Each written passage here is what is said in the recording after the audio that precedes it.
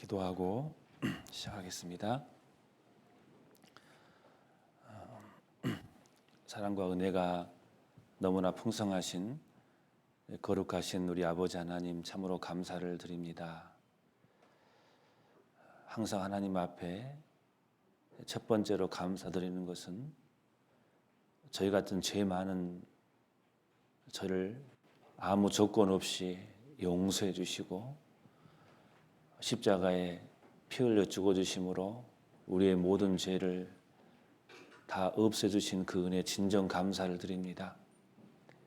그 은혜 때문에 저희들 천국에 갈 수 있는 소망을 가지게 되었습니다. 세상 사람들은 이 험난한 이 세상에서 떨고 두려워하지만 우리는 그 중에서도 기뻐하고 감사하며 살아갈 수 있는 그 여건을 저희들에게 주심에 또한 진정 감사를 드립니다. 또한 이 땅에 살아있을 동안 저희들에게 교회를 허락해 주시고 이 교회와 연결되어서 살아갈 수 있는 은혜를 베풀어 주셔서 감사합니다. 특별히 그 교회 가운데 선포되는 그 하나님의 말씀을 때마다 저희들에게 공급해 주셔서 그 말씀의 힘으로 살아갈 수 있도록 저희를 돌봐주심에 또한 진정 감사를 드립니다. 오늘은 또 주일날 제가 같이 한 자리에 모여서 하나님의 말씀을 들으러 이 자리에 섰습니다. 주님께서 이 시간 함께 주셔서 우리들에게 꼭 필요한 말씀으로 하나님 공급해 주시옵소서. 그래서 오늘 들려지는 하나님의 말씀이 사람의 말이 아닌 하나님의 말씀으로 받아서 내 생활 가운데 반영될 수 있도록 이 시간 함께 주시옵소서. 우리와 같이 모여서 말씀을 들어야 되나 또 여러 사정으로 이 자리에 오지 못한 분도 있습니다. 주님께서 동일하게 은혜 베풀어 주셔서 다음에는 같이 참석해서 하나님 말씀을 들을 수 있도록 하나님 은혜 베풀어 주시옵소서. 특별히 우리 가운데 아픈 자가 있습니다. 그 상처의 마음을 어루만져 주시고 치유해 주셔서 더욱더 건강한 모습으로 주님을 섬기는 자 될 수 있도록 은혜 베풀어 주시옵소서.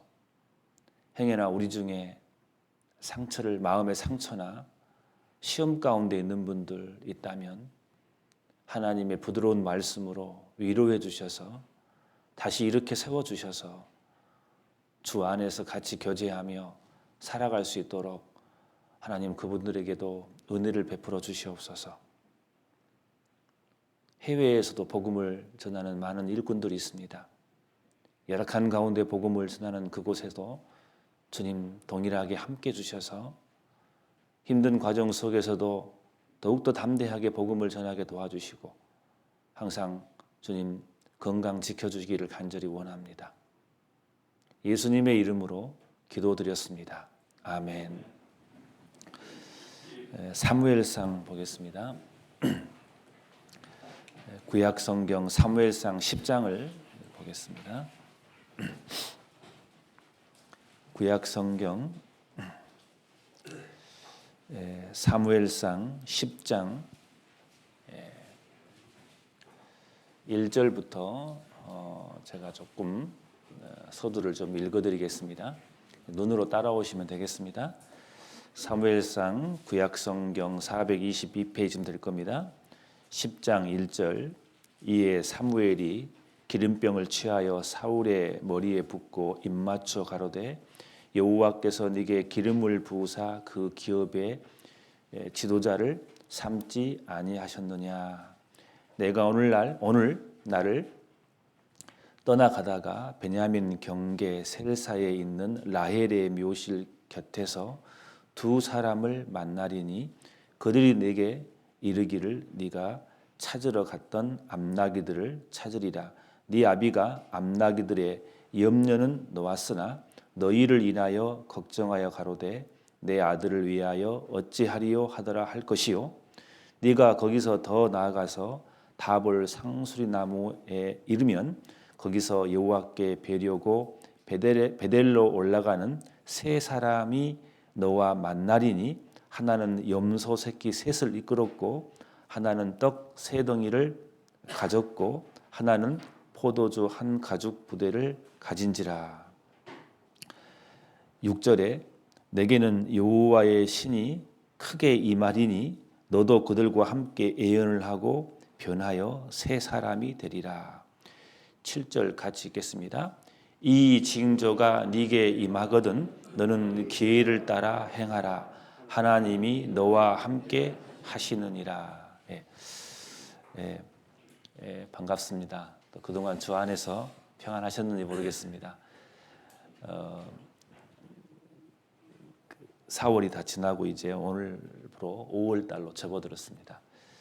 이제 완전한 봄인 것 같은데 또 조금 있으면 또 금방 또 여름이 찾아올 것 같습니다. 아무튼 한절기이기 때문에 서로 이제 건강 조심하시고 아무튼 좋은 날씨이기 때문에 하나님이 주신 이 좋은 날씨 동안에 열심히 성경도 읽으시고 성경도 암송하시고 그리고 또 주위 분들에게 열심히 전도하는 그런 봄이 되었으면 좋겠습니다. 또 오늘부터는 잘 아시겠지만은 그동안 2년 넘게 교회당에서 식사를 하지 못했는데 오늘부터 드디어 식사를 하게 되었습니다. 기대가 되시죠? 예, 저도 아침에 일찍 식당을 좀 가봤습니다. 자매님들께서 2년이 넘었지만 여전히 그 식사하는 그 모습은 아름답더라고요. 땀을 흘리시면서 열심히 식사 준비하는 모습을 보았습니다. 참 오래간만에 보는 모습이어서 되게 감사가 되었습니다. 지난 4월 때 제가 설교를 한 2번 정도 한 것 같습니다. 3월이 다 지나고 나서 우리가 사사분기라고 하잖아요. 3개월이 지난 시점에서 우리가 학개서를 통해서 자기의 소위를 살펴볼지니라라는 주제로 우리가 3개월을 한번 반성해 보자고 말씀을 드렸던 적이 있습니다. 어떠십니까? 자기의 소위를 잘 살펴보셨는지요? 남의 소위를 살피는 게 아니라 자기의 소위를 살피는 겁니다. 남편과 아내, 자식의 소위를 살핀 게 아니라 자기의 소위를 살펴보자고 우리가 말씀을 한번 드렸던 기억이 있습니다. 어떠신지 모르겠습니다. 그 설교를 드리고 나서 벌써 한 달이 지나버렸습니다. 그리고 또 한 번의 설교를 드렸어요. 고린도전서 16장을 중심으로 해서 모든 일을 사랑으로 행하라. 고린도전서 16장 14절이죠. 우리가 무슨 일 할 때마다 항상 사랑으로 행하자고 우리가 말씀을 좀 드렸던 적이 있습니다. 어떻게 하자고 했죠? 첫 번째가 먼저 우리가 하나님을 사랑하자고 했습니다. 하나님을 사랑하는 게 너무 포괄적이고 추상적인데 요한일서 5장 3절에는 우리에게 그렇게 말씀하고 계십니다. 하나님을 사랑하는 것은 이것이니 우리가 그 계명들을 지키는 것이라. 그의 계명들은 무거운 것이 아니니라 라고 말씀을 드렸습니다. 하나님을 사랑한다는 것은 막연한 것이 아니라 하나님을 사랑한다면은 하나님의 말씀을 지킨다고 배웠습니다. 하나님의 말씀을 지키려고 한 사람들은 틀림없이 하나님을 사랑한 사람일 겁니다. 그리고 우리가 서로 사랑하자고 우리가 배웠습니다. 요한복음 13장 34절 35절 말씀을 드렸습니다. 새 계명을 너희에게 주노니 서로 사랑하라라고 했습니다. 내가 너희를 사랑같이 너희도 서로 사랑하라. 너희가 서로 사랑하면 이로써 모든 사람이 너희가 내 제자인 줄 알리라. 우리가 서로 사랑하는 이유에 대해서 말씀드렸습니다. 우리가 서로 하나가 되어서 사랑하면은 모든 사람이 너희가 내 제자인 줄 알리라. 너희들이 정말 구원받은 사람이구나 알아본다는 거죠. 전도가 되기 때문에 그렇습니다. 우리가 서로 사랑해야 할 이유인 겁니다. 그래서 여러 가지 중에서 구체적으로 한 가지를 말씀을 드렸습니다. 기억나신가 모르겠습니다. 우리가 남의 말에 대해서는 마스크를 쓰자. 남의 말 하지 말자 하겠습니다. 흠담하지 말자. 절대로 집에 있는 남편하고 아내하고 단둘이 있어도 남에 대해서 안 좋은 말 절대 하지 말자. 벽에 귀가 있어서 다 듣고 그 말을 다 어느 순간 다 옮겨버립니다. 그러면 교회 사랑이 깨지고 교회가 하나 되게 함을 깨진다고 말씀을 드린 적이 있습니다. 잘 실천하고 계신지 모르겠습니다. 절대로 남의 흠담 우리 절대 하지 맙시다. 아무리 친한 사람하고 있어도 좋은 이야기하고 칭찬하고 격려의 이야기를 하지 상대방의 흠을 이야기한다면 그 사랑을 깨는 거라고, 서로 사랑하지 않는 거라고. 그러니까 서로 사랑한다면 우리는 한 몸이기 때문에 허물이 있으면 감춰주고 그렇잖아요. 보호해주는 게 한 몸인 겁니다. 그래서 이빨 앞에 튀어나온 사람들 예를 들었죠? 기억나시죠? 이빨 앞에 튀어나온 사람들은 웃을 때 어떻게 웃는다고요? 손으로 가립니다. 한 지체이기 때문에 부끄러움을 가려주는 거죠. 근데 양손이 웃을 때 입술을 벌립니까? 이렇게? 그런 지체는 없습니다. 드러낸 지체는 없습니다. 한 몸이고 사랑의 한 몸이기 때문에 지체의 약점이나 어려운 것들 혹 안 좋은 것들도 감싸주는 겁니다. 함부로 말하지 않습니다. 그게 바로 서로 사랑한다고 했습니다. 그러면 사랑이 넘치면 우리를 통해서 분명히 외부적으로 복음이 전해지게 되어 있습니다. 그리고 세 번째 사랑이 뭐라겠습니까? 이웃 사랑이라겠습니다. 이 하나님의 사실을 모르는 많은 사람들에게, 이 사랑을 모르는 많은 사람들에게 복음 전도하는 거예요. 밖으로 사랑하는 겁니다. 이 세 가지 대해서 간단하게 말씀을 드렸습니다. 기억나시죠? 너희 모든 일을 사랑으로 행하라. 밥을 할 때도 사랑으로 하고, 남편과 아내하고 서로 이야기할 때 사랑으로 하고, 자식에게 이야기할 때 사랑으로 하고, 빨래할 때 사랑으로 하고, 청소할 때 사랑으로 하고, 봉사할 때 사랑으로 하고, 모든 일에 사랑으로 하라 라고 말씀을 드렸습니다. 기억하신가 모르겠습니다. 그렇게 실천해 간다고 믿습니다. 자, 오늘은 사무엘상 10장 7절 말씀을 다시 제가 읽어드리면은, 이 징조가 네게 임하거든 너는 기회를 따라 행하라. 하나님이 너와 함께 하시니라. 이 말씀을 중심으로 해서 오늘 설교 주제를 굳이 정한다면은 기회를 따라 행하라라는 주제로 말씀을 좀 드리고 싶습니다. 이 말씀에 대한 배경은 이렇습니다. 제가 방금 서두에 좀 1절부터 쭉 좀 읽어드렸습니다. 사무엘상 10장이기 때문에 사울 이야기가 나와 있습니다. 사울은 제일 처음에 신앙이 정말 괜찮은 사람이었다고 우리가 알고 있습니다. 사울은 정말 외모적으로도 괜찮았지만 실제로 굉장히 겸손한 사람이었습니다. 사울을 왕으로 삼으려고 했을 때 사울은 너무나 겸손해서 아이 같은 마음이 있어서 사람들에게 드러나는 것을 싫어했습니다. 행구에 이렇게 숨었다고 했지 않습니까? 나중에 사울을 왕으로 삼으려고 하니까 많은 사람들이 사울을 인정하지 않았어요. 네가 어떻게 당신이 왕이 되냐고. 그때 사울은 한마디도 하지 않았어요. 사무엘상 10장을 보시면은 10장 27절 보시면은 10장 27절 사무엘상 10장 27절 어떤 비류는 가로되 이 사람이 어떻게 우리를 구원하겠느냐 하고 멸시하며 예물을 드리지 아니하니라. 그러나 그는 사울이죠. 잠잠하였더라. 이 정도로의 신앙을 가지고 있는 사람이었습니다. 주위 사람들이 사울을 보고 네가 어떻게 우리를 구원하겠느냐라고 멸시를 했습니다. 그럴 때에도 사울은 들리지 않았습니다. 그러나 그는 잠잠하였더라라고 되어 있습니다. 자기를 변하지 않았습니다. 이럴 정도로 제일 처음에 사울의 신앙은 정말 괜찮은 사람이었습니다. 그 사울에게 하나님은 사무엘을 통해서 사울을 왕으로 삼기를 원했습니다.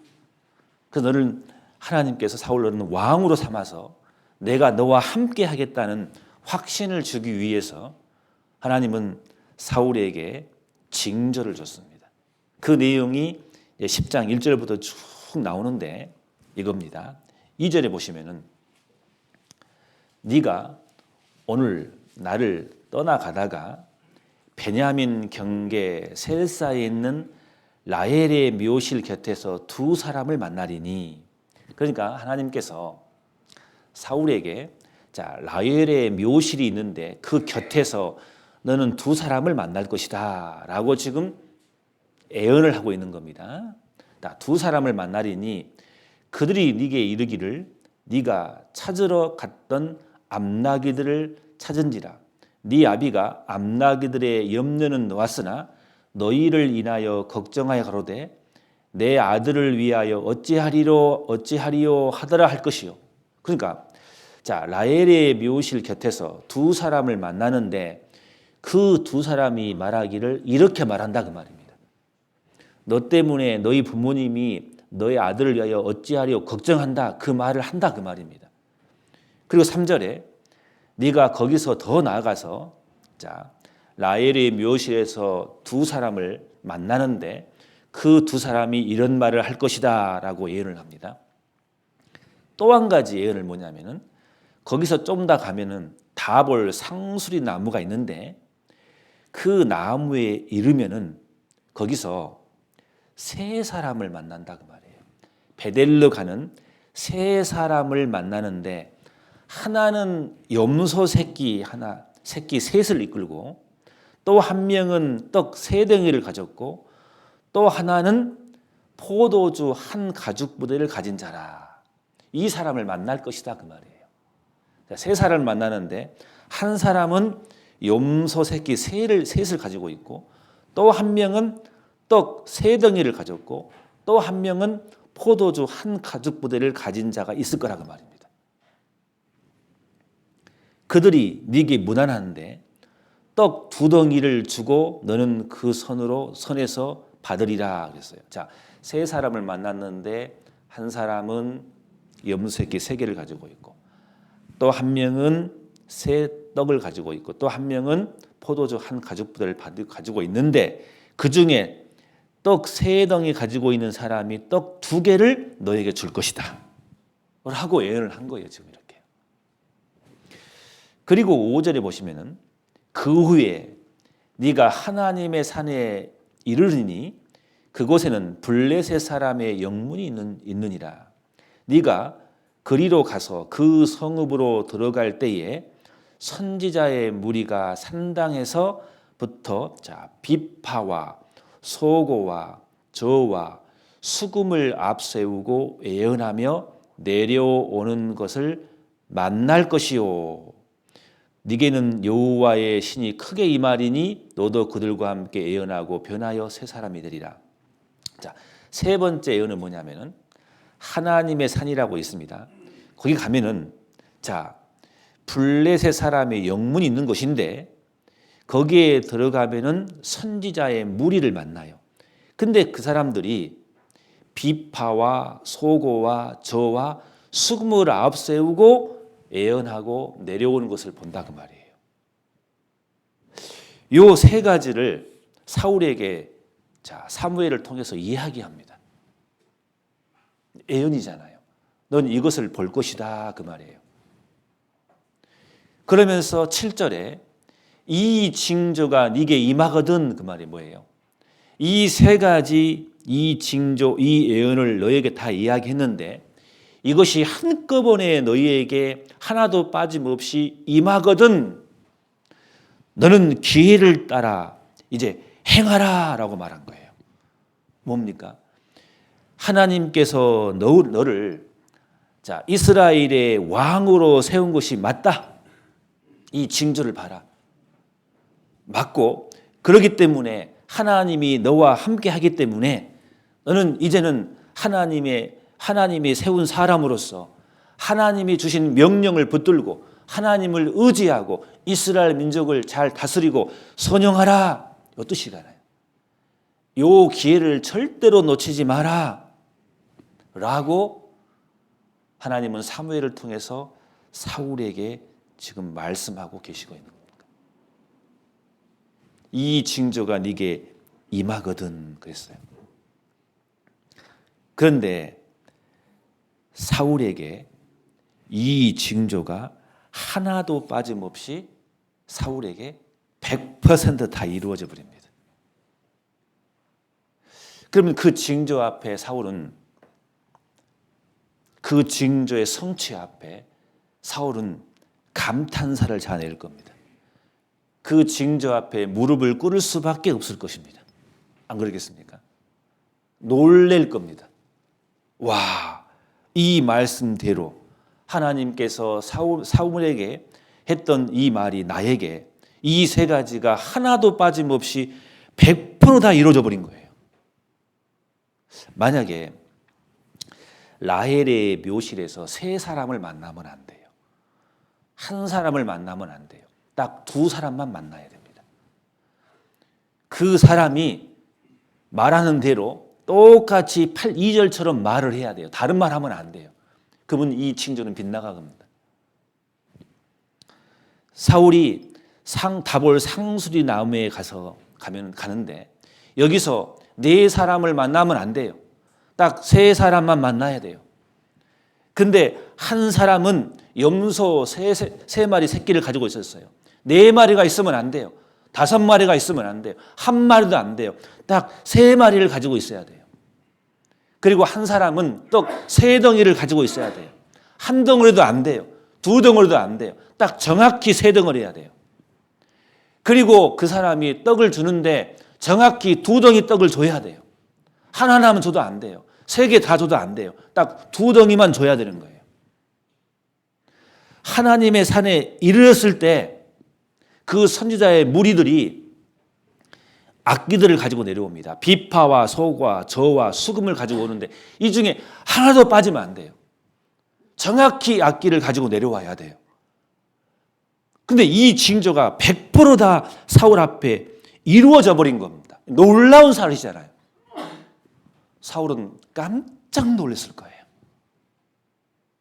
그 징조를 봐버린 거예요. 그러면은 사울은 어떻게 되겠습니까?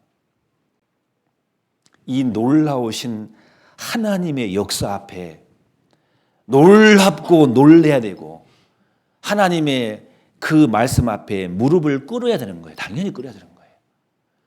그리고 하나님의 말씀을 붙들고 이제 그 하나님의 명령을 따라서 순종하면서 이스라엘을 잘 다스려야 되는 겁니다. 그게 사울이 이 징조를 보고 해야 할 일일 겁니다. 정말 이 기회를 놓치지 않고 최선을 다해서 이 기회를 따라서 행해야 될 겁니다. 하나님이 함께 하신다는 그 약속의 말씀을 평생 붙들고 살아야 될 겁니다. 여러분이라면 어떻겠습니까? 여러분 앞에 이 징조를 우리에게 보여주시고 이 징조대로 100% 이루어졌다면 우리의 생애는 어떨까요? 평생 이 징조를 주신 하나님의 말씀을 붙들고 배반하지 않고 주님을 위해서 나에게 주신 그 기회를 선용하면서 이 기회를 절대로 놓치지 않고 평생 살지 않겠습니까? 그게 당연하지 않겠습니까? 여러분 어떠신가요?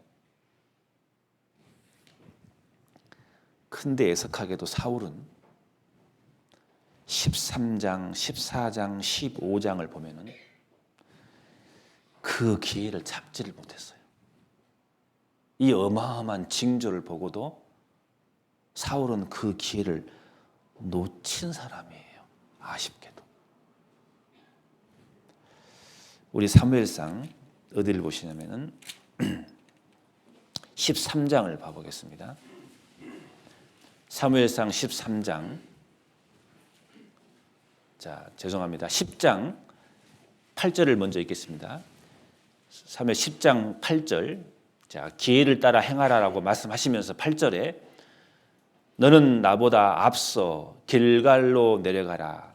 내가 네게로 내려가서 번제와 화목제를 드리리니 내가 네게 가서 너의 행할 것을 가르칠 때까지 7일을 기다리라라고 말했습니다.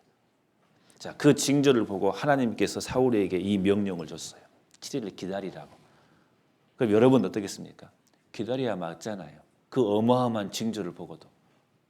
그런데 13장에 와서 8절에 13장 8절에 사울이 사무엘의 정한 기한대로 이래를 기다리되 사무엘이 길갈로 오지 아니하매 백성이 사울에게서 흩어지는지라. 사울이 가로되 번제와 화목 제물을 이리로 가져오라 하여 번제를 드렸더니 번제 드리기를 필하자 사무엘이 온지라. 사울이 나가 맞으며 문안하매 사무엘이 가로되 왕의 행한 것이 무엇이뇨? 사울이 가로되 백성은 나에게서 흩어지고 당신은 정한 날에 안에 오지 아니하고 블레셋 사람은 믹마스에 모였음을 내가 보았으므로 12절에 이에 내가 이르기를 블레셋 사람은 나를 치러 길갈로 내려오겠거늘 내가 여호와께 은혜를 간구치 못하였다 하고 부득이하여 번제를 드렸나이다. 13절 제가 읽겠습니다. 사무엘이 사울에게 이르되 왕이 망령되이 행하였도다. 왕이 망령되이 행하였도다 그랬어요. 정말 이 말이 맞는 거예요. 아니, 그 어마어마한 징조를 보고도 그거 조금 기다려야겠는데 이거 못 기다리고 적군이 쳐들어오니까 백성이 흩어져 보니까 겁이 나가지고 자기가 제사를 드려버린 거예요. 망령되이 행해버린 거예요. 나중에 핑계를 대잖아요. 부득이하게 했다고. 부득이하게. 사울은 실패한 사람입니다. 그 기회를 놓친 사람이에요. 하나님께서는 사울에게 그냥 너 기회를 따라 행하라고 하지 않았습니다. 그 어마어마한 징조를 보여주고 이 징조가 네게 임하게든 기회를 따라 행하라 라고 하나님은 사울에게 했지만 사울은 그 기회를 놓쳐버렸어요. 13장, 14장, 15장에 와서도 13장에 와서 그 기회를 놓쳤는데 그럼에도 불구하고 하나님은 사울에게 또 기회를 한 번 더 줬습니다. 그럼에도 불구하고 사울은 그 기회를 또 놓쳐버린 겁니다. 15장을 보십시오. 15장 1절 보시면은 사무엘이 사울에게 이르되 여호와께서 나를 보내어 왕에게 기름을 부어 그 백성 이스라엘 위에 왕을 삼으셨은즉 이제 왕은 여호와의 말씀을 들으소서. 하나님께서 당신을 왕으로 세웠기 때문에 하나님께서 세웠다는 것을 알리기 위해서 그 징조를 보여준 겁니다. 그러면 이제는 여호와의 명령을 제발 좀 들으소서 라고 했는데 나중에 그 아말렉과 싸워서 그 모든 짐승들을 다 죽이라 했거든요. 그런데 사울은 이 명령을 지킨 사람입니까? 안 지킨 사람입니까? 안 지켰다니까요. 사울에게 그 징조를 보여주고 기회를 줬는데 실패했습니다. 또 기회를 한 번 더 줬는데 또 실패해버린 거예요. 나중에 결국은 이 사람은 실패한 사람인 겁니다. 그래서 사도행전 사무엘상 15장 19절 보십시오. 19절 어찌하여 왕이 19절 어찌하여 왕이 여호와의 목소리를 청정치 아니하고 탈취하기에만 급하여 여호와의 악하게 여기시는 것을 행하였나이까? 하나님의 말씀을 그대로 지키면 좋은데 자기 생각을 넣고 핑계를 내서 결국은 죽이지 않았잖아요. 좋은 것을 남겼잖아요. 하나님께 드린다고. 그래서 22절에 우리가 잘 아신 말씀입니다. 22절에 사무엘이 가로되 여호와께서 번제와 다른 제사를 그 목소리 순종하는 것을 좋아하신 같이 좋아하시겠나이까? 순종이 제사보다 낫고 듣는 것이 수양의 기름보다 나으니 하나님의 말씀에 순종하는 것이 최고다라고 사무엘을 통해서 사울에게 하나님의 메시지를 전달해 주고 있는 겁니다. 그래서 성경에서 하나님이 기회를 줬는데 그 기회를 놓친 대표적인 인물이 있다면 사울인 겁니다. 사울. 안타깝죠. 그래서 하나님께서 사울에게 그 하나님의 신을 떠나버렸습니다. 떠나버리고 그 속에 악신이 들어갔습니다. 하나님이 이제 버려버린 거예요. 기회를 주는데 그 기회를 살리지 못해요. 또 한 번의 기회를 줬는데 그 기회를 또 놓쳐버린 거예요. 어리석게도. 이제 하나님께서 거둬가 버립니다. 하나님의 신을 거둬가 버립니다. 이제는 실패자야. 너를 통해서 역사하지 않아. 이제 다윗을 들어서 다윗을 통해서 역사로 체인지돼 버립니다. 바꿔져 버립니다. 성경에서 하나님이 주신 정말 최고의 절호의 기회를 준 사람이 사울인데 그 기회를 놓친 대표적인 인물이 있다면 이 사울인 겁니다. 사울. 안타깝죠. 성경에 보면은 기회를 놓친 사람이 굉장히 많습니다. 고린도후서 6장 2절에 보면은 그런 말씀이 있죠. 보라, 지금은 은혜 받을 만한 때요. 자, 지금은 구원의 날이로다. 지금은 구원받지 않은 사람들이 구원받을 기회입니다. 지금은 절호의 기회죠. 마지막 징조가 우리 눈앞에 펼쳐지고 있기 때문에 이방인들이 구원받지 않은 사람들이 구원받을 수 있는 절호의 기회. 왜? 징조가 지금 한꺼번에 이루어지고 있는 시대이기 때문에. 실은 그래서 우리가 전도할 수 있는 절호의 기회가 지금인 겁니다. 구원받지 않은 사람들도 지금 구원받을 수 있는 절호의 기회가 지금이죠. 이 기회를 놓치면 영원히 없는 겁니다. 노아 시대 때 아시죠? 하나님의 노아 시대 때 많은 징조를 우리에게 그 당시에 보여주셨습니다. 어떤 징조가 있습니까? 갑자기요, 들짐승들이 각기 종류대로 지금 한 곳으로 막 가고 있어요. 모든 육축들이 그 종류대로, 모든 새가, 각종 새가 그 종류대로 정확히 암수 한 쌍씩이 노아의 방주를 향해서 달려가고 있습니다. 이거 기괴한 현상이잖아요. 그렇잖아요. 놀라운 징조지 않습니까? 근데 이 징조 앞에 정말 놀래고 감탄하고 이게 하나님의 역사라는 것을 안 사람은 그 당시에 겨우 몇 명이요? 8명. 8명만 그 기회를 잡았던 거예요. 모든 사람들은 그 외에 기회를 놓쳐버렸어요. 노아는 의를 전파하는 사람이라고 성경에 말하고 있기 때문에 노아는 많은 사람들에게 이것을 전파했을 거란 말입니다. 그 징조를 많은 사람은 봤을 거란 말입니다.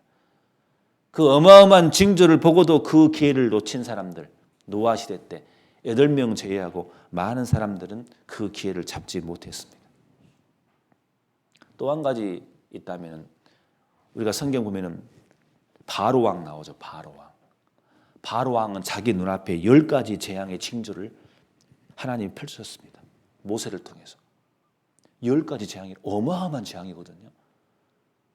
하나님이 하시지 않고는 이룰 수 없는 그런 징조가 10가지나, 한 가지도 아니고 10가지나 바로에게 보여줬는데 바로는 그 기회를 놓쳤잖아요.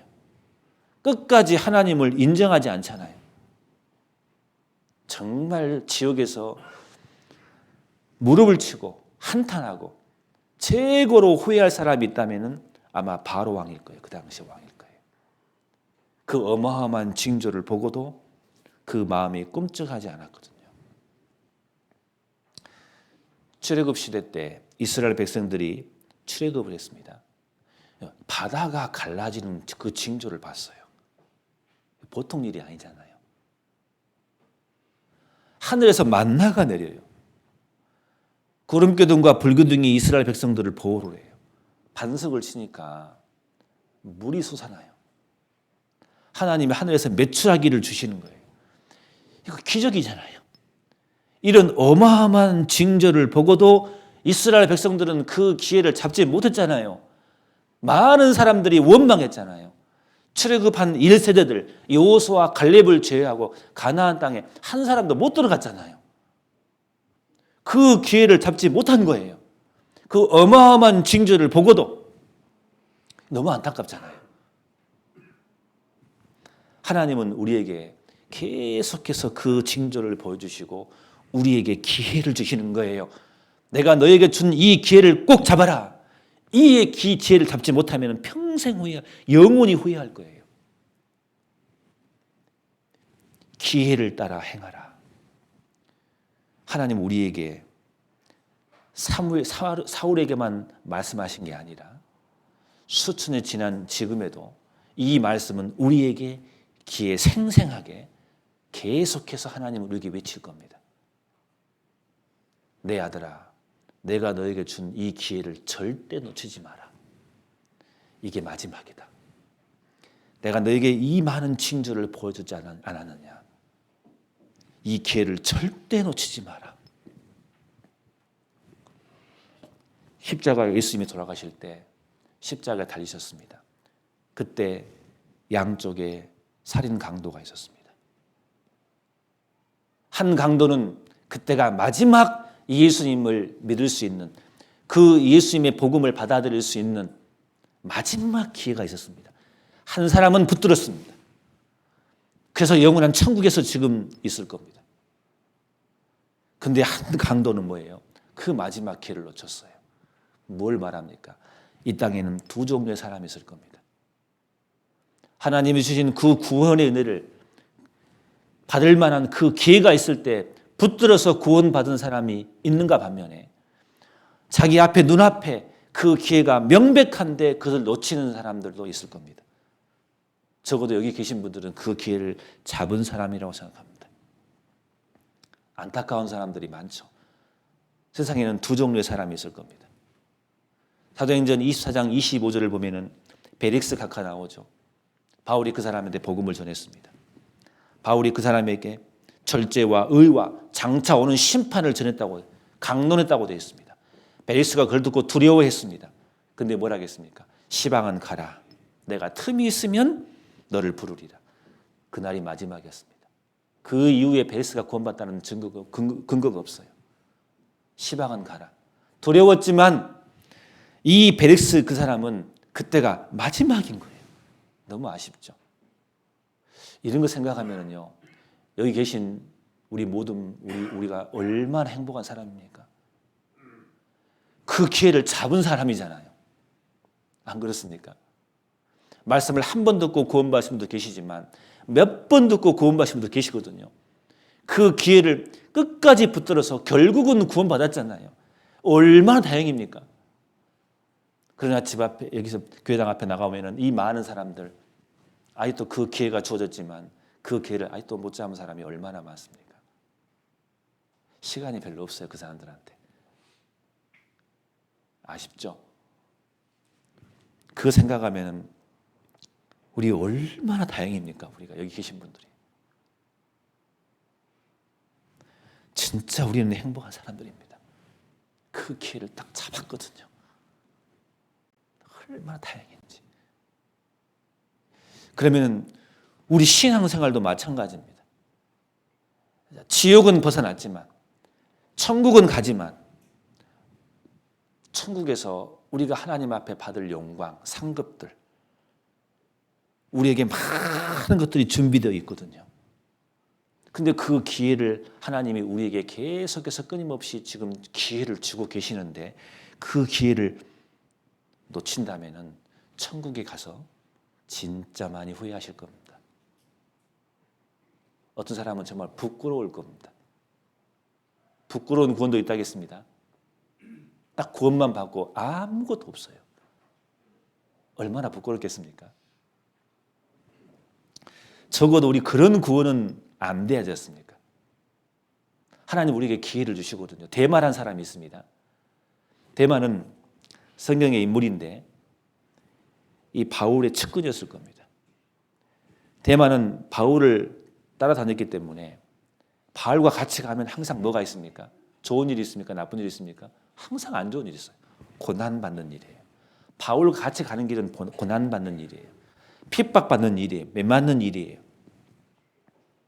대마는 바울과 같이 복음을 전한 사람이기 때문에 따라다니기 때문에 대마에는 항상 그것만 있는 거예요. 고난만 있어요. 어려움만 있어요. 대마가 어느 순간 지쳤나 봐요. 돈도 안 벌리고 자꾸 자기는 어려움만 있는 것 같고 바울 따라갔더니 희망이 없게 보였나 봐요. 실망했나 봐요. 나중에 이 바울은 뭐예요? 대마는 바울과 함께 동참하지 못했습니다. 하늘에서 받을 그 천국에서 받을 바울과 함께 받을 그 어마어마한 상급이 있는데 안타깝게도 이 대마는 중간에 어떻게 됐습니까? 디모데후서 4장 10절을 보면은 대마는 이 세상을 사랑하여 나를 버리고 데살로니가에 갔고 바울을 버렸다 그 말이에요. 단지 바울을 버렸겠어요. 고난 받기가 싫은 거예요. 교회에 나오기가 싫은 거예요. 전도하기 싫은 거예요. 희생하기 싫은 거예요. 봉사하기 싫은 거예요. 고난 받기 싫은 거예요. 세상 사람은 잘 되는 것 같은데 내 친구는 잘 되는 것 같은데 바울 따라갔더니 웬걸? 잘 안 되는 것 같아. 점점 세상이 들어오기 시작했습니다. 그래서 대마는 뭐예요? 바울이 말하기를 대마는 세상을 사랑했다고 했어요. 세상을 사랑하여 나를 버리고 데살로니가에 가버렸습니다. 대마는 정말 절호의 기회를 놓쳐버린 거예요. 바울을 만난 것은 얼마나 행운이겠습니까? 얼마나 이 대마가 천국에서 받을 상급을 줄 수 있는 얼마나 절호의 큰 기회였겠습니까? 적어도 바울처럼 살지 못해도 바울만 따라가서도 대마는 지금 천국에서 엄청난 영광 중에 있을 겁니다. 그런데 아쉽게도 그 기회를 잡지 못한 사람 대마였습니다. 아쉽죠. 우리는 어떨까요? 하나님은 우리에게 계속해서 기회를 줄 겁니다. 갈렙은 그 기회를 잡은 사람입니다. 여호사 갈렙은 그 기회를 놓치지 않았어요. 에서는 팥죽 한 그릇의 장자의 축복을 놓쳐버렸어요. 그 기회를 놓쳐버렸어요. 근데 야곱은 그 기회를 덜컥 잡은 거예요. 얍삽한 사람이지만 야곱은 믿음의 사람이거든요. 믿음으로 그 기회를 확 잡은 거예요. 아쉽게도 에서는 팥죽 한 그릇의 그 장자의 축복을 잃어버렸습니다. 대표적인 사람이 에서입니다. 잃어버린 사람. 그 기회를 잡은 대표적인 사람이 야곱이죠. 하나님은 아브라함에게 기회를 줬습니다. 하나님은 덜썩 그 기회를 잡은 거예요. 하나님 모세에게 기회를 준 거예요. 모세는 그 기회를 잡았어요. 그래서 애굽에서 왕자로 살기보다도 하나님 앞에 고난받기를 더 좋아했어요. 그게 올바른 정말 좋은 기회였는데 모세는 그 기회를 잡은 거예요. 우린 전에 기드온 배웠습니다.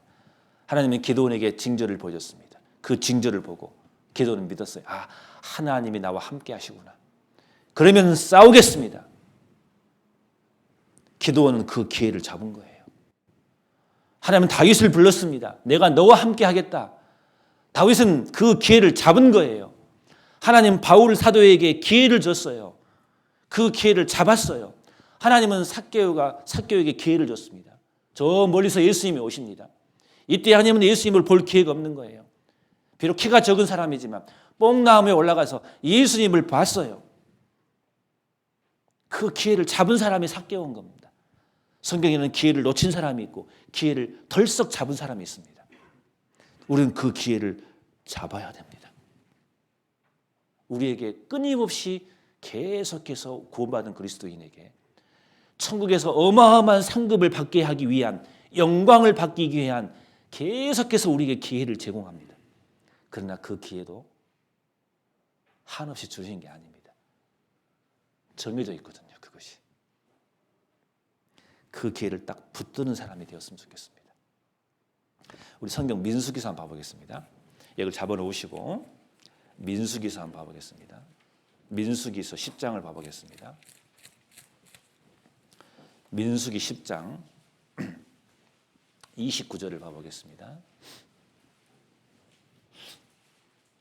민수기 10장 29절. 자, 모세가 그 장인 미디안 사람 루엘의 아들 호밥에게 이르되 여호와께서 주마하신 곳으로 우리가 진행하나니 우리와 동행하자. 그리하면 선대하리라. 여호와께서 이스라엘에게 복을 내리리라 하셨느니라. 호밥이 그에게 이르되 나는 가지 아니하고 내 고향 내 친족에게로 가리라. 31절에 모세가 가로되 청컨대 우리를 떠나지 마소서. 당신은 우리가 광야에서 어떻게 진칠 것을 아나니 우리의 눈이 되리이다. 우리와 동행하면 여호와께서 우리에게 복을 내리시는 대로 우리도 당신에게 행하리다 라고 되어 있거든요. 자, 호밥이 있습니다. 자, 모세가 그 장인 미디안 사람 르누엘의 아들 호밥이 있습니다. 장인, 모세의 장인 계통입니다. 이 사람에게 모세가 부탁을 한 거예요. 이 광야를 걸어가는데 우리는 초행길이다. 우리는 잘 모릅니다. 당신은 우리 이스라엘 민족이 아니지만 이방이지만 이쪽을 지리를 훨씬 잘 알기 때문에 우리 눈이 되어달라고. 우리가 가면서 어디에 진을 쳐야 되고 어떻게 한지를 모르기 때문에 광야를 모르기 때문에 당신은 광야를 잘 알기 때문에 우리의 눈이 되달라고 부탁을 합니다. 당신이 우리 눈이 된다면은 하나님은 우리 민족에게 가나안 땅을 준다고 복을 준다고 약속했는데 당신에게도 임한다 그 말이에요. 이것을 모세가 요청을 했어요. 기회죠. 근데 호밥은 3절에 뭐라 하겠습니까? 그에게 이르되 나는 가지 아니하고 내 고향 내 친족에게로 가리라. 거절했어요. 이방 민족과 갈 이유가 없죠. 자기는 내 가족, 내 친족이 편한 데가 있는데 왜 아무도 모르는 사람들 쫓아가면서 그 사람의 길잡이가 되느냐 그 말이에요. 나는 그렇게 싫다. 이해가 되는 말입니다. 그런데 결국은 호밥은 이 기회를 잡은 사람이에요. 그래서 사무엘상 15장, 27장, 30장을 보면은요. 나중에 이 민족들은 겐 족속이라고 합니다. 사사기 1장에 나와요. 사사기 4장에 나옵니다. 이 민족이 겐 족속인데 이 민족이 뭐예요? 이스라엘 민족과 함께 같이 가나안에서 삽니다. 그 결과를 봤을 때 알 수 있는 것은 이 호밥은 이 기회를 잡은 사람이에요. 이 기회를 놓쳤다면은 그 겐 족속에게는 그런 축복이 없었을 겁니다. 이 기회를 잡은 사람이에요. 하나님은 우리에게 끊임없이 우리에게 기회를 주십니다. 특히 우리 시대는 우리가 사는 시대는 마지막 시대입니다. 어떤 기회를 주십니까? 우리에게. 여러분 사울에게 그 어마어마한 징조를 보여주셨습니다. 동일하게 하나님은 우리 시대에 지금 우리에게 이보다 더 큰 징조를 우리에게 지금 보여주고 계십니다. 무슨 징조입니까? 우리는 전도집회를 통해서 배웠습니다. 마지막 때 징조. 거짓 그리스도가 많을 것이다. 처처에 전쟁이 있을 것이다. 처처에 기근이 있을 것이다. 지진이 있을 것이다. 온역이 있을 것이다. 사랑이 있을 것이다. 무서운 일이 발생할 것이다. 땅이 낡아질 것이다. 이스라엘 민족이 회복될 것이다. 이런 많은 징조가 지금 한 가지도 아니고 이 모든 징조가 한꺼번에 이루어진 시대, 지금 우리 시대입니다. 그러면 이 징조를 보고 우리는 놀라야 되는 겁니다. 안 그러겠습니까? 지금 러시아가 핵을 만지고 있어요. 이거 놀라야 되거든요. 지금 전 세계에 이 바이러스가 삽시간에 온 세계 다 번져가지고 많은 사람들이 죽임을 당하고 그 바이러스에 걸려가지고 고통을 당하고 있거든요. 이런 것이 지금 인류 역사 가운데 없었다니까요. 한 번도. 우리는 이걸 보고 놀라야 되는 겁니다. 이런 일이 없었어요. 지구 역사 가운데. 어느 한 대륙, 한 지역에 있었지 전 세계적으로 동시다발적으로 이런 무서운 전염병이 한꺼번에 발생한 적은 역사 이래로 없었다니까요. 성경은 말합니다. 처처에 온역이 있을 것이다. 놀래고 놀래야 되거든요. 우리는 지금. 우리는 그 징조를 보고 있는 겁니다. 러시아가 마지막 전쟁을 한다고 했는데 핵으로 전쟁을 할 겁니다. 잘 믿어지지 않았어요. 근데 러시아가 지금 핵을 만지고 있다니까요. 만지작거리고 있어요. 정말 놀랄 일이거든요. 원역 전염병 전문가들이 좀 머리가 있는 사람들은 아는가 봐요. 이미 이런 전염병들이 있을 거라고 이미 예언을 다 해놨습니다. 그런데 최근에 뉴스를 봐보십시오. 뭐라고 말하는지 아십니까? 이제 코로나가 점점 이제 잡혀가고 장식이 됩니다. 그래서 지금 이제 저희 오늘부터 교회가 정상적으로 모임이 진행이 되고 밥을 먹고 정상적으로 구역 모임을 이제 원산대로 2년 넘게 중단되어 있다가 이제 원상복귀 되었습니다.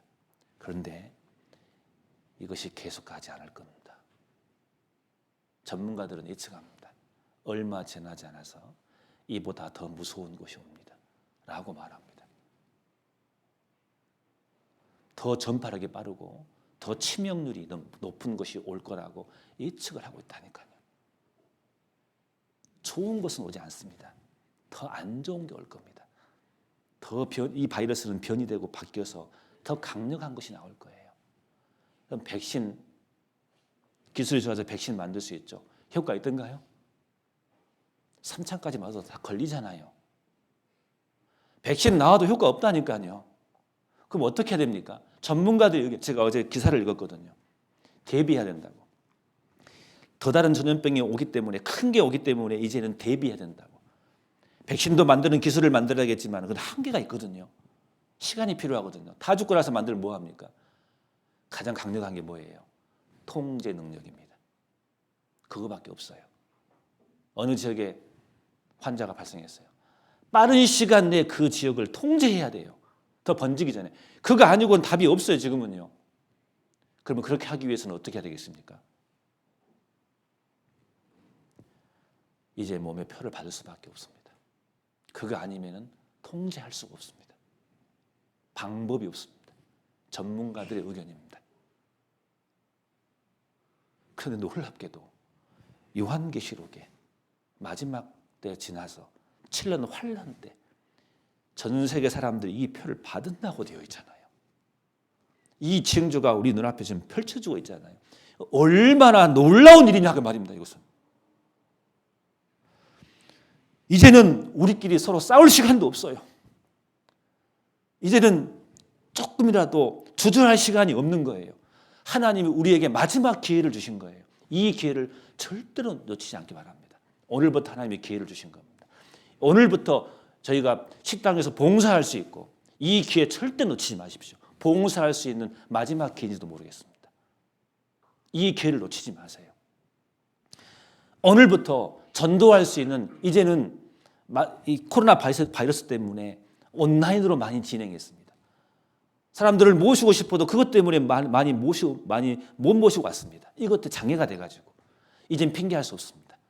하나님이 이 기회를 얼마나 주실란가 모르겠어요. 이 기회를 놓치지 마십시오. 모르겠습니다. 가을에 또 다른 것이 올지, 바이러스가 모를 일이에요. 이 기회를 절대 놓치지 마십시오.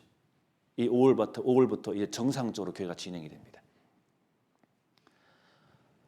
모여라 했을 때 자주 잘 모이십시오. 또 시간 지나면 못 모일 수 있습니다. 이 기회를 놓치지 마십시오. 내가 전도할 수 있을 때 이때 전도해야 됩니다. 이 기회를 절대 놓치지 마십시오. 구역 모임도 하기 시작했습니다. 평소에 구역 모임 잘 안 나가신 분도 이 기회 놓치지 마십시오. 언제 우리가 마음 놓고 모일 기간이 아마 얼마 남지 않았을지 모릅니다.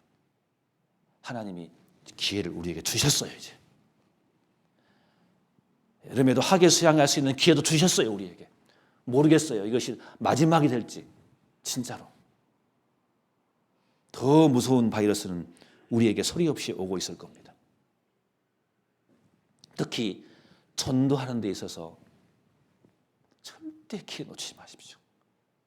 이게 마지막일 수 있습니다. 언제 또 바이러스가 우리에게 쳐들어올지 모릅니다.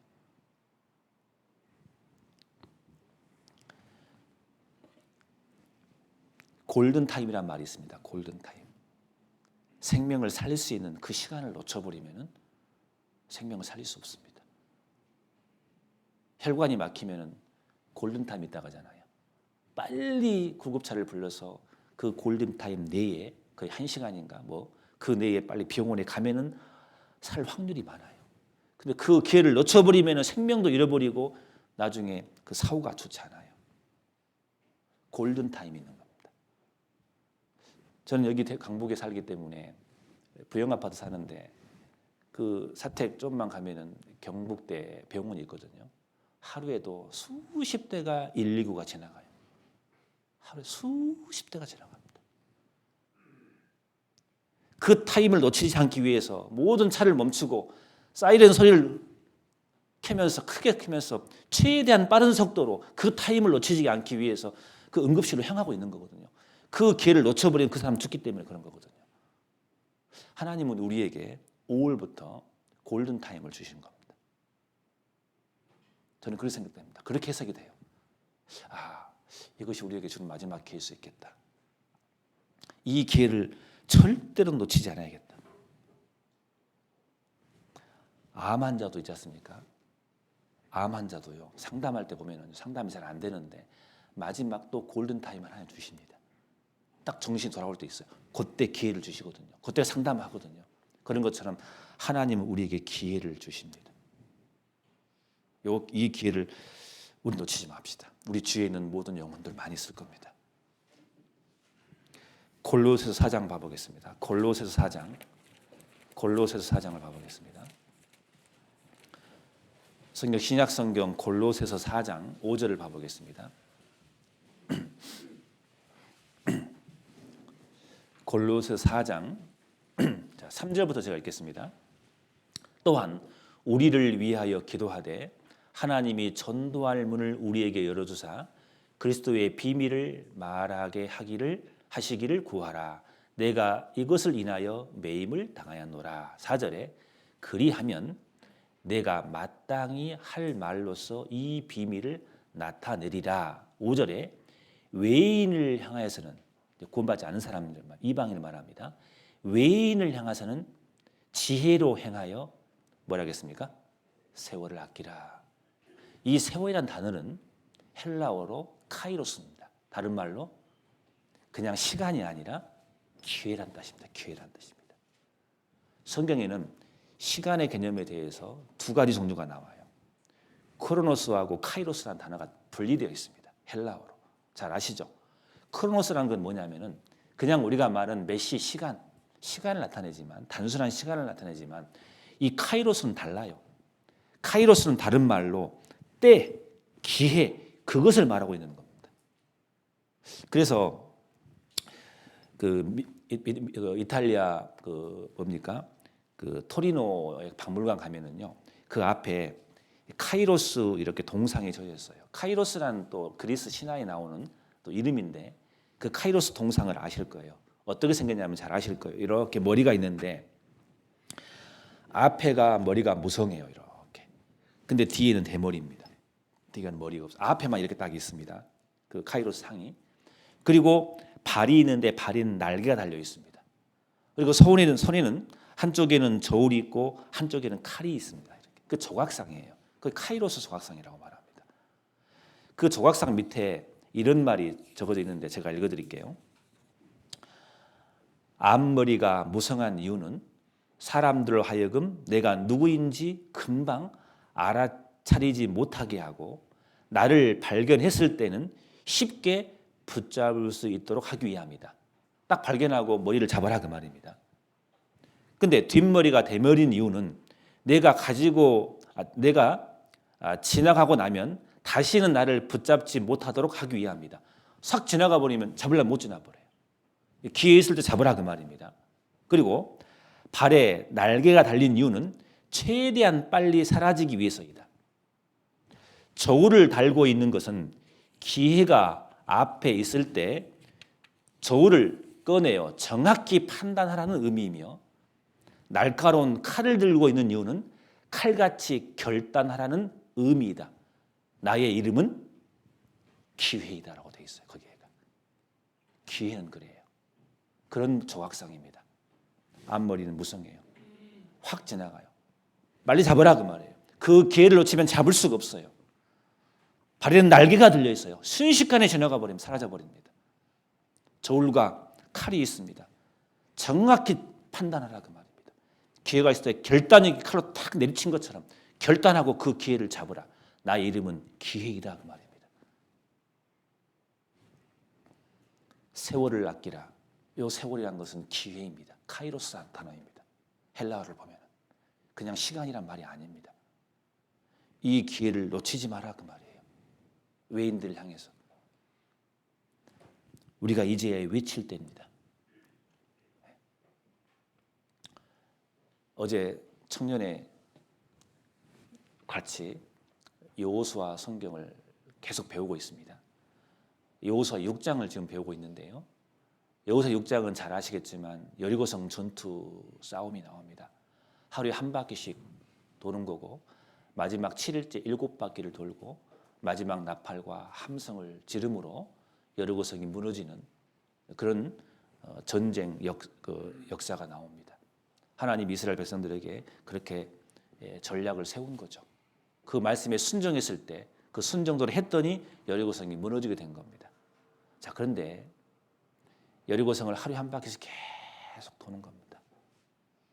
자, 7일째 되면은 뭐예요?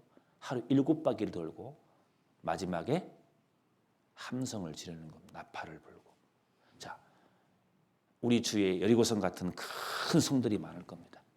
우리 아버지의 그 강팍한 마음이 여리고성처럼 단단한가도 모르겠습니다. 내 아내, 내 남편의 마음이 여리고성처럼 단단한지 모르겠습니다.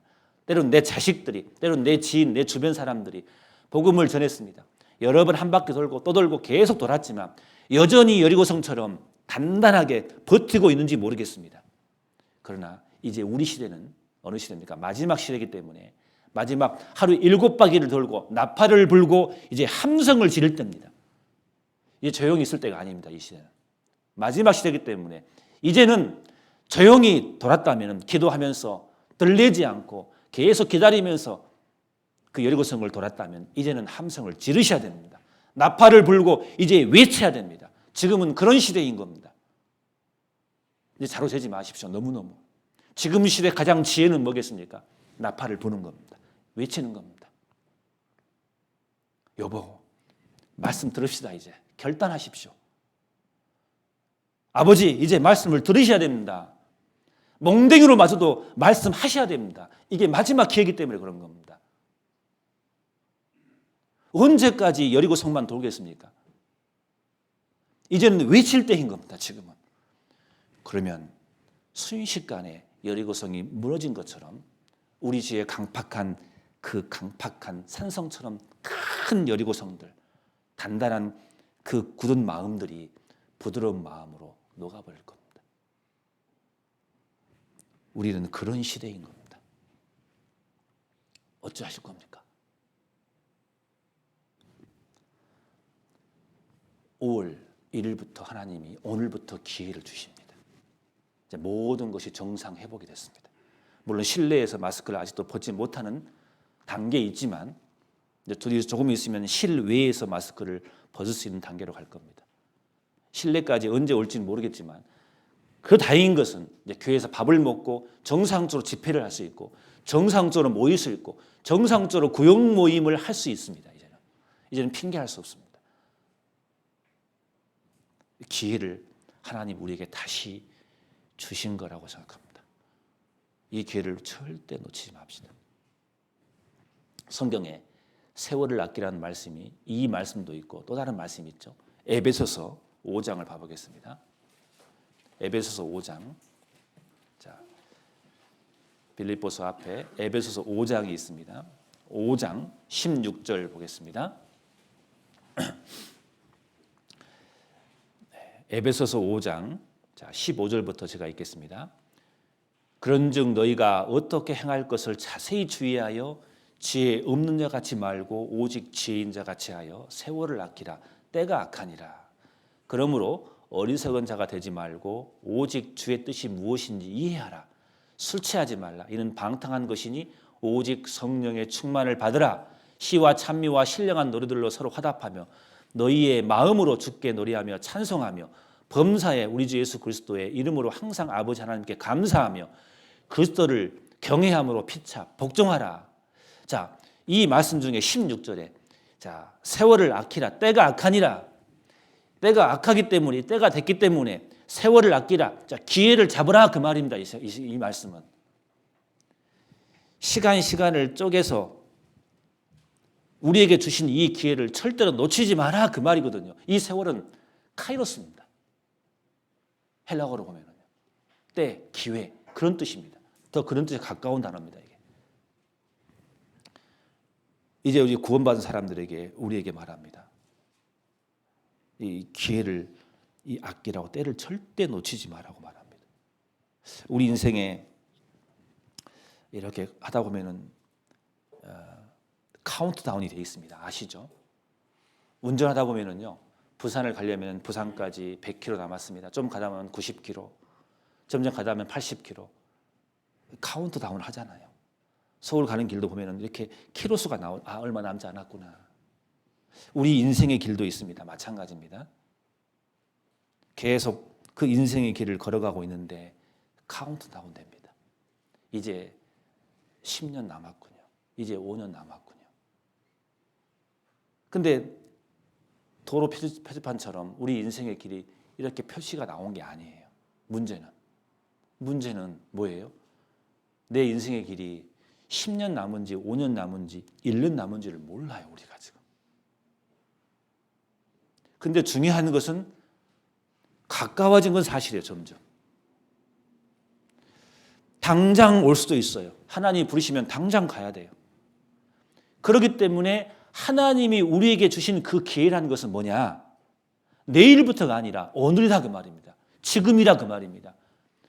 하나님이 당장 오늘이라도 데려갈 수 있기 때문에 우리에게 주신 기회는 카운트다운 되는 건 맞지만 운전한 것처럼 몇 킬로가 표시된 게 아니라니까요. 언제인지 모르게 가까워진 사실이지만 어느 순간 갑자기 올 수 있기 때문에 우리에게 주어진 기회는 지금이라 그 말입니다. 내일이 아니에요. 지금 이 기회를 절대 놓치시면 안 됩니다. 지금만이 내가 스스로 컨트롤할 수 있는 나의 시간, 나의 기회인 겁니다. 지금인 겁니다.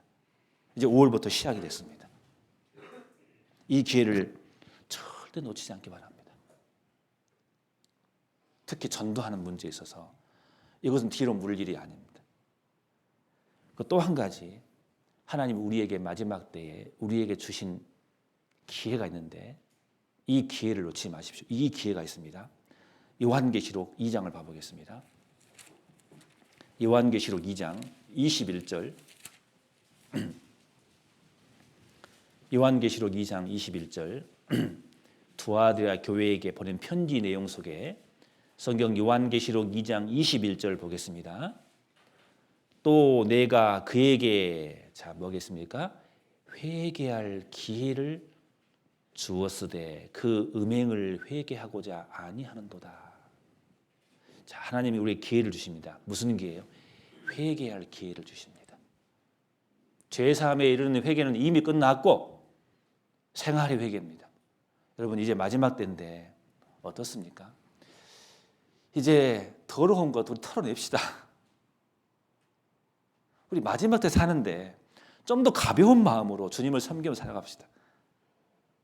굳이 하나님이 싫어하는 거 왜 가지고 있습니까? 우리 과감하게 결단합시다. 지금은 우리에게 하나님이 회개할 기회를 주시는 거예요. 돌이킬 수 있는 기회가. 과거에 어떻게 살았든 결단하고 지금부터 돌이키고 버리고 좀 더 가벼운 마음으로 주님을 섬기며 사는 게 하나님이 우리에게 주신 그 기회인 겁니다. 여기 강당 나가기 이전에 버리십시오. 마음에서. 집에 가서 버려야 생각하지 마십시오. 나 내일부터 버려야지. 절대 못 버립니다. 제가 압니다. 그거. 당장 오늘 이 시간에 한 가지만이라도 하나님 내가 이것만큼 버리기를 원합니다. 결단하십시오. 하나님 우리에게 이런 많은 징조를 보여줬잖아요. 그러면서 하나님이 우리에게 기회를 따라 행하라고 말씀하잖아요. 회개할 기회를 우리에게 주신 거예요. 이 기회를 절대 놓치지 맙시다. 자기의 소위를 살필지라 학개서 말씀을 배울 때 잠깐 제가 언급을 해드린 적이 있습니다. 회개할 수 있는 절호의 기회, 자기 소위를 살필 수 있는 절호의 기회를 주었음에도 불구하고 그 기회를 놓친 대표적인 사람이 누구라고요? 여로보암이라고 말씀을 들었을 겁니다. 여로보암 앞에 많은 징조를 줬거든요. 자기를 돌아보지 않았어요. 그래서 거꾸라진 거잖아요, 완전히. 성경 다시 한번 봐보겠습니다. 성경 열왕기상 13장을 봐보겠습니다. 열왕기상 13장을 한번 봐보겠습니다. 열왕기상 13장. 열왕기상 13장. 자, 여기 보시면은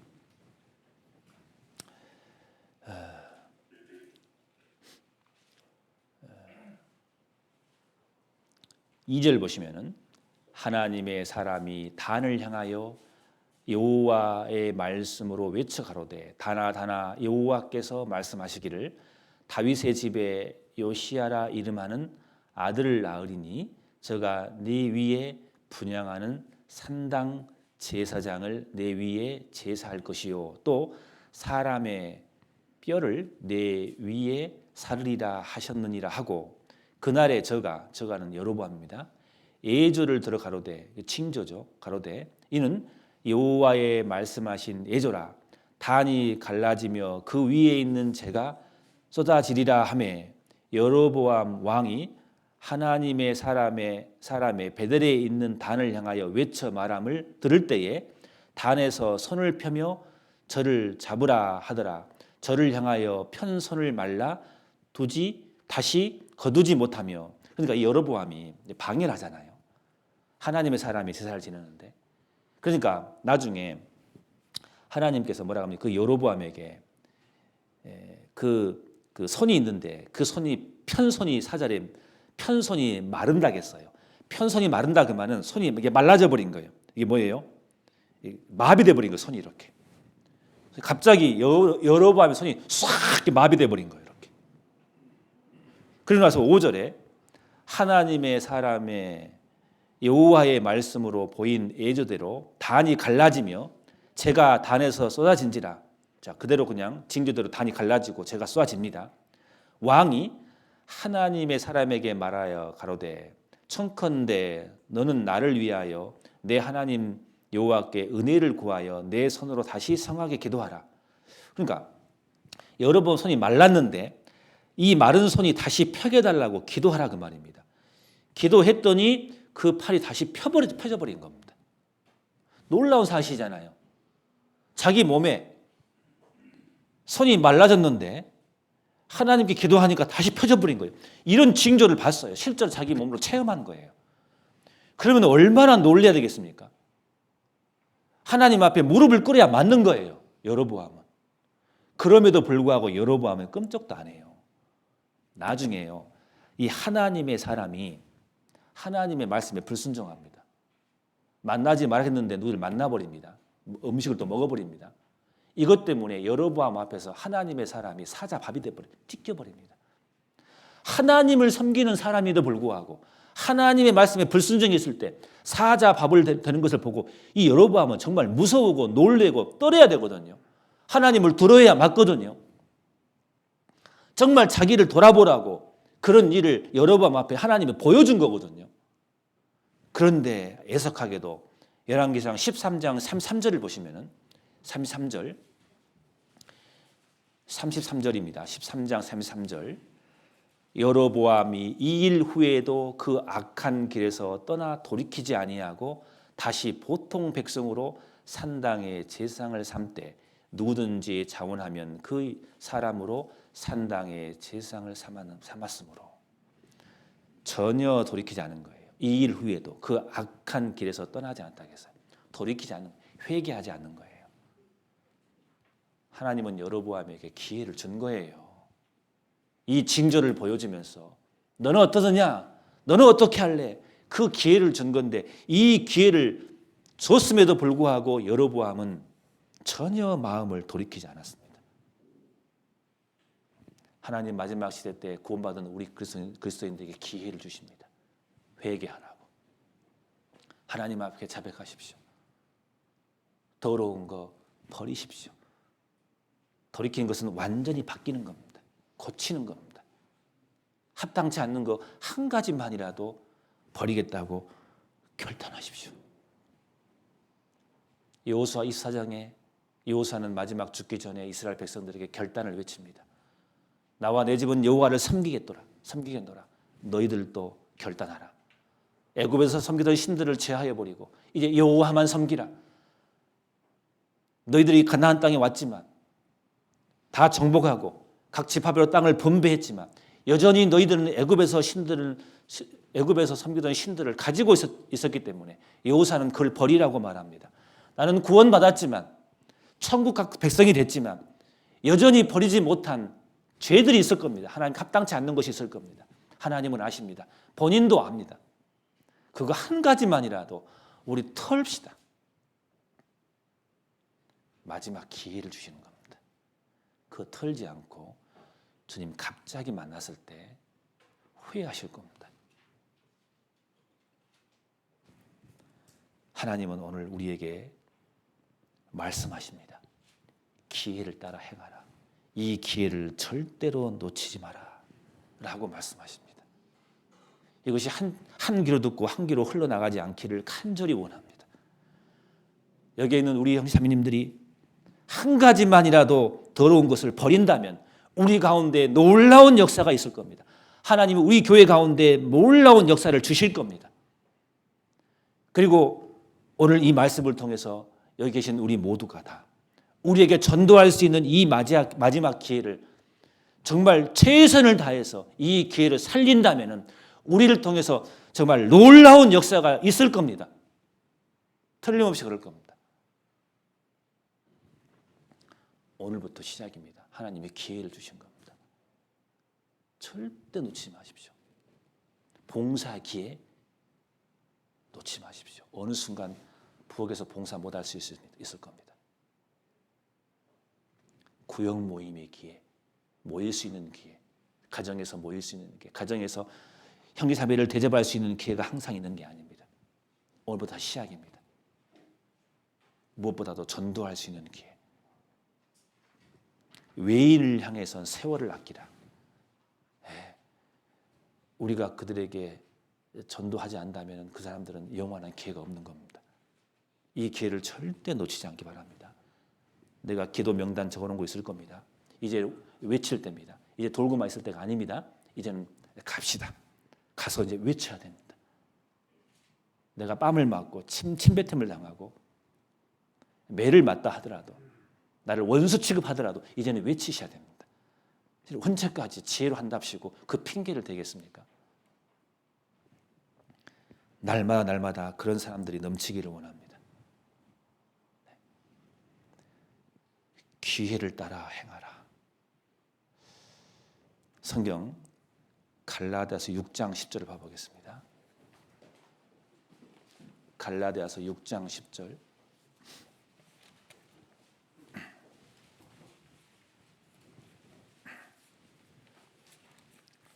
6장 10절입니다.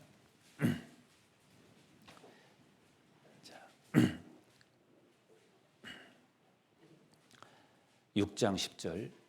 자, 그러므로란 말이 나왔기 때문에 9절부터 먼저 읽어보겠습니다.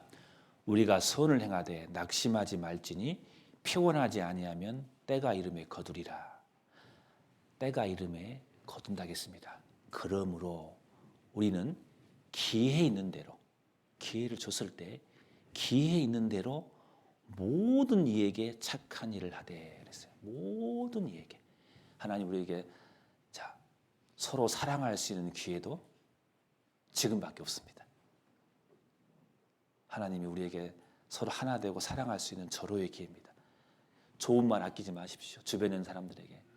나쁜 말 절대 하지 마시고 좋은 말만, 칭찬 말, 격려의 말 이것도 우리에게 기회입니다. 모든 이에게, 자, 구원받지 않은 사람에게는 복음을 전하고 구원받은 사람에게는 착한 일 하십시오. 우리 구원받은 사람에게 착한 일하기 뭐겠습니까? 서로 사랑하는 겁니다. 서로 기도해주고 좋은 말해주고 격려하는 겁니다. 그렇잖아요? 모든 이에게 착한 일에 더욱 믿음의 가정들에게 할지니라라고 되어 있습니다. 이것도 기회인 겁니다. 우리에게 착한 일 할 수 있는, 특히 믿음의 가정들, 우리가 서로 착한 일하고 서로 사랑할 수 있는 것도 하나님이 우리에게 마지막 기회를 주신 거라 생각합니다. 이 기회를 절대 놓치지 않기 바랍니다. 그렇죠? 그래서 사랑한다는 말 많이 하십시오. 행동으로도 보여주십시오. 실제로. 형제여 사랑합니다. 그렇잖아요. 사과할 수 있는 기회도 항상 있는 게 아닙니다. 나중에 해야지 기회 놓쳐버립니다. 미안합니다. 제가 전에 그래서 미안합니다. 그 기회 놓치지 마십시오. 그렇잖아요. 평생 후회할 겁니다. 나중에. 아무튼 하나님은 우리에게 카이로스, 이 기회를 꼭 놓치지 않고 기회를 꼭 잡으시기 바랍니다. 그래서 하나님을 섰을 때 후회 없는 그런 삶이 될 수 있도록 우리가 최선을 다해서 살기를 바랍니다. 더 하고 싶은데 너무 말씀을 잘 들어서 그래서 끝내겠습니다. 기도하고 마치겠습니다. 고마우신 아버지 하나님 감사합니다. 하나님, 그 옛날 하나님께서 사무엘을 통해서 사울에게 말했던 기회를 따라 행하라는 그 말씀, 오늘 이 시간 우리에게 하신 말씀인 줄 압니다. 하나님, 그 말씀이 내 마음속 깊은 곳에 박힐 수 있도록 도와주시옵소서. 그래서 그 하나님의 말씀대로 살아갈 수 있도록 도와주시옵소서. 주님께만 의탁을 드립니다. 예수님의 이름으로 기도드렸습니다. 아멘.